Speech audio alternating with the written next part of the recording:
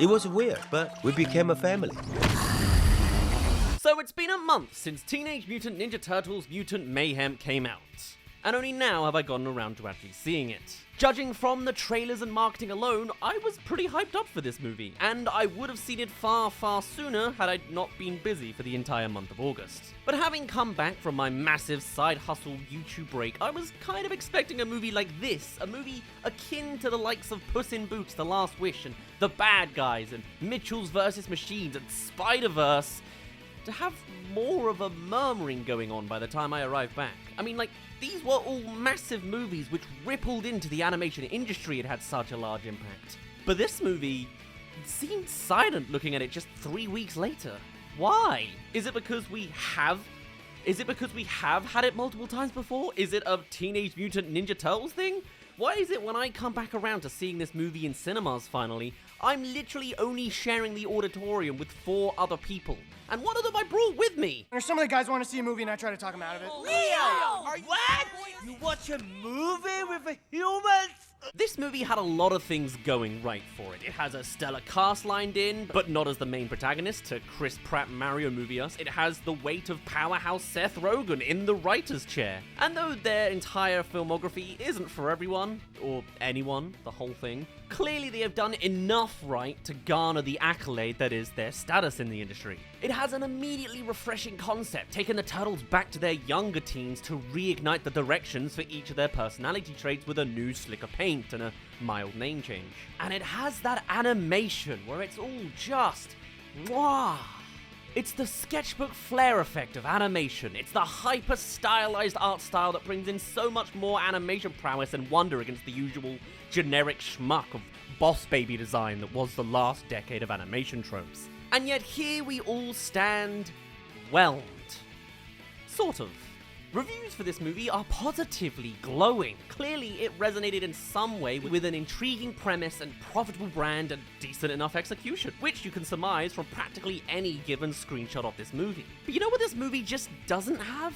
It's that extra layer of satisfaction you get from a really great movie. It's the perfect conclusion to all the laid out knots and loose ends. It's the perfect loop of every detail coming back in some succinct and polished way. It's that extra something factor that highlights the movie greats of this decade and the last so far. It's just not a Lord and Miller type production by the end of it.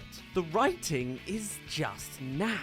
But the execution on every other front is so grand. But let me explain myself in a bit more detail. Go-Gurt. Okay, Batman. Dude, what? I'm just trying to hype you guys up. And I'm gonna start by pulling back a little bit. I don't think that this entire movie is written badly. It's more so there's a filter laid over this entire movie's writing that is bad. The movie is a comedy. It's a kids' entertainment program from Nickelodeon Movies, so it's trying to be funny to kids, and a lot of the jokes, they land. I remember chuckling to myself in a handful of places despite being in a room with a cold audience that would otherwise whip out a dry cough in response to punchlines. And a couple really should have resonated with me. I too love Attack on Titan, so it was quite a surprise to see it brought up so much, and I enjoyed it. Is it unimaginative fan service of, look, remember this? It's only the most popular example of a different media we can look at. Do you recognize it? Haha. Yeah, sure. But it is in character for a childish Donnie to be as excitable about something relatively basic, if it's a chance for the human connection that they deeply crave, and then use it kinda tastelessly in the final fight. But I'll allow it.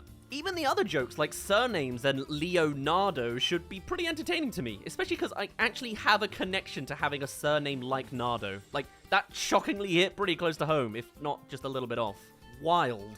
Though the harder you think about that surname exchange, the quicker you realize they quickly drop the conversation because you can't joke too comfortably around Donatello or find any gags at all for Raphael. Other jokes are interesting. Chris and Chris come to mind, or Splinter sitting by himself playing I'm Mr. Lonely, which feels a little forced, but on the whole, I liked the vibe of it all. The slightly cringy approach of jokes makes a lot of sense since we're dealing with a bunch of cringy, unsociable early teen turtles. And using them as an outlet to mention what's popular to them through their consumption of internet and video game media really sounds like a goldmine of opportunity. And it's not bad every time. depending on your tolerance for BTS, and then a 10-second excerpt to badly singing their lyrics. But it's fine. It fits. It's whatever. That makes you Leonardo. No, it Nardo! doesn't. No. Hey, Nardo. You've then, of course, got the idea that this is another reboot, and it's an origin story, too. Maybe we've gone full circle now. We had a bunch, we got sick of the origin story, so stopped getting them, and now Nickelodeon is back to regurgitate the origin story format to us again. That's great, right? I think. But as someone who genuinely didn't watch Teenage Mutant Ninja Turtles, I enjoyed it. And finally, I could tell who's who because they have more defining features than an object on their backside and a non-colorblind friendly mask over their face. You can read their names on their belts. And they look different too. That's all I needed. This reboot interpretation, of course, also brings in some new logic to the canon. I imagine several characters are new or given a new spin, and by the end, practically everyone is a good guy in the same house. Which is nice, but considering this movie also had some sequel bait, makes me feel like the writers have already written themselves into a corner for then, but whatever. With this new dash of logic comes a new dash of execution, namely on the direction for this movie, which is, I think, pretty unargued here, as being absolutely stellar. The fight scenes are electric and fun. The occasional excerpts into new animation styles for different ideas, like the classically dark turtles or when formulating a plan. This movie is truly a feast for the eyes, which is clearly a love letter from the animators to the modern cool style of the now. These people are all full of talent, and it's one of the most interesting presentations for a TMNT tale to date. Every single scene looks immaculate, always with that extra flair of scribbles animated like lens flares over certain details like the glow of the phones that the turtles constantly use. There's no denying that this movie isn't great at achieving what it wants to achieve.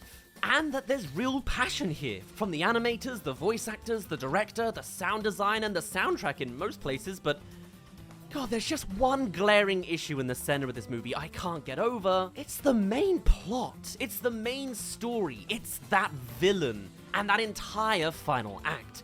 It's just written so poorly.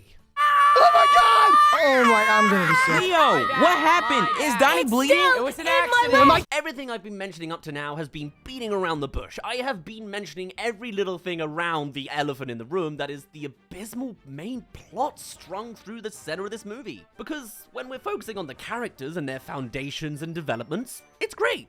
When we're tackling the choices and next steps for actions and events, it's just so lazily put together. There's a running gag about Splinter warning the turtles of being milked. Bit of a weird running gag, but kind of fun. But then some undisclosed time later, they actually are milked in some machine. Don't know where from. Bit of a weird direction to genuinely take the plot, but sure, fine. Dad Splinter is now involved, all are together again, and they say, right, we're now taking you turtles home where you'll be safe and never milked again. To which they then cut to attacking the main villain's oceanic lair. Did I miss something here? Was the subtext that Splinter was just saying that to separate April from any danger and then taking the boys along? Was there a deleted scene they chose to remove, or was there some other mention that I just missed along the way? Then it turns into all of Superfly, the main villain is Superfly by the way, turning against him suddenly for not wanting to go neo-Nazi superior race on the entire planet, and then promptly destroying his amazing Spider-Man 1 lizard serum superweapon way before it feels like a climactic victory finale. To which, Superfly then becomes a super brute kaiju of mixed together creatures and just vaguely attacks the city. The whole time he's like, ah ha ha, you cannot stop me now. Woo, ha.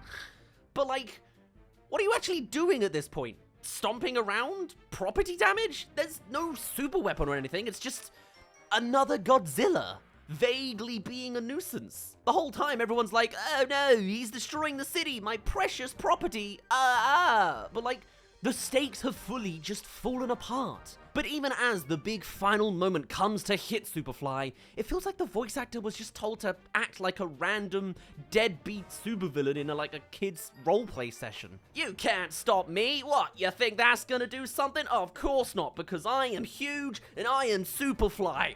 Blah. Like, that's exactly the vibe of his final lines. I think it's actually something like, you think that's gonna do anything? Blah. And then he explodes. No compelling storytelling, it's baby playing with blocks turned into this stylized blockbuster. And then there's the post-defeat element. Yo! What? What the? Y'all some little tortoises, huh? So Superfly is defeated by a bomb that returns his mutant form. Do we see it as one big super victory of all the animals running away from his super body? No. He explodes off-screen. Do we see what remains of Superfly after said explosion? No. What about the milking lady? Does she come back for the final act, or was it just an Act 2 plot twist? You guessed it. We then jump to all of the goons living in one massive sewer house. Again, I swear it's writing into a corner for the future. And the turtles come to school. Popular as ever for being the heroes they wanted to be. Is that how it is in the series? Isn't being unpopular and underground kind of a main theme for the series or something? Genuinely, I do not know, but I thought that would, match. It's written like this is a definitive one-and-done story to give us the perfect happy ending, but then it's not. All of those gripes of missing details do come around after the credits. Yes, it's another finish the movie through the post-credit scene instead, where the milking lady has captured the tiny Superfly and calls in Shredder. Oh my god, look at that! It's a Marvel moment! It's only that single most popular TMNT character and the main definitive villain for the Turtles in the typical standard plot. Oh my god, these creators are geniuses! Despite the perfect ending with holes to stand up from, now we have this, your classic forced sequel bait. Or I would assume it was forced, if it didn't feature specifically the missing pieces from prior to the credits. Which is it, movie? A perfect oneer that skips the loose ends, or a franchise now that's gonna be hard to write around in some places? And that's not even getting around to how many of the themes and callbacks just don't hit. Either from not being brought up again, or not getting a satisfying conclusion, or calling back on the weirdest of choices. Attack on Titan references are the finale callback piece. I think that might be it. Close, I guess, if you count that. April learns not to vomit, and then she does anyway. There's no definitive thing for each turtle to develop from. One just starts talking like a leader at one point, and we call it a finished arc, I guess. It all just feels so by the numbers. It doesn't have that good loop, like every line matters to come around to this ending. It just followed the path that it was supposed to, like a perfect formula. A perfect, modern formula. Hold on. Origin, the most popular example. Nickelodeon Amazing Spider-Man 1 Lizard Serum Attack on Titan, another Godzilla. Typical boss baby does what it wants to achieve. The modern cool style of the now. This movie isn't the next Bad Guys or Mitchells vs. Machines. This is Nickelodeon we're talking about. They don't stand for breaking the boundaries of animation to push the art medium forwards. This is all just a trend. It's bait. This movie looks fantastic for no other reason than because it's the new Boss Baby design. It's not smart, it's not trying to be. It's just taking every fantastical element and blending it together into a soulless cash grab. The talent is there, and there is a form of passion in there. Clearly, people cared and put a lot of attention into this movie, but the execs up top just made a stylized checklist to follow. The story is bad. It's everything we have come to hate over the years. It's an origin, another reboot. It's cringy with tasteless references to get a reaction out of you, picking the most popular things. It's a generic villain with an even more generic final boss. We've all seen it a million times, even if you were born the same year as Amazing Spider-Man 1 by this point. It's just a franchise attempt with none of the variety. There's no satisfaction. There's no originality. It's just the same old generic schmuck of last decade, with a new slick of paint, and minor name changes. It just looks really, really good. The characters are good. The writing's fine there. But everything else? It's the first case example of copycatting the new visual art style and not doing it justice. I mean, come on. It doesn't even add unique flares for hits. It's just the same scribbler filter over the lights anyway. We're just getting started. Does animation trump over good story writing? I think the results of this movie will be one to tell us, because on the surface, it does seem really, really grand. The type of movie that should stand above the graft of usual kids' entertainment. And yet, the closer you look, the more you see the same pitfalls of past, more generic crap. I think this got a lot of people excited when it first started and tricked a lot of people into finding it better than it actually was.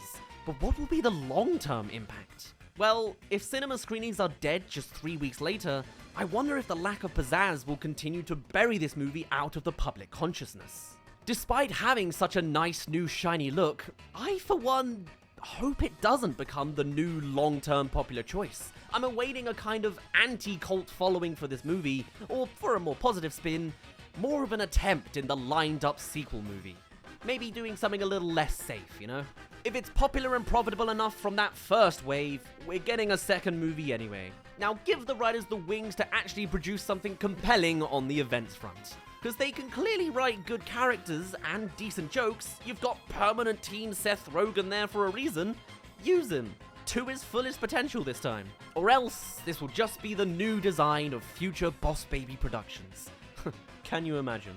Anyway, for now, I'd best end it off here. I've made this video with no further research on how others really perceive this movie, so maybe I'm just about to dive headfirst into a real hot take.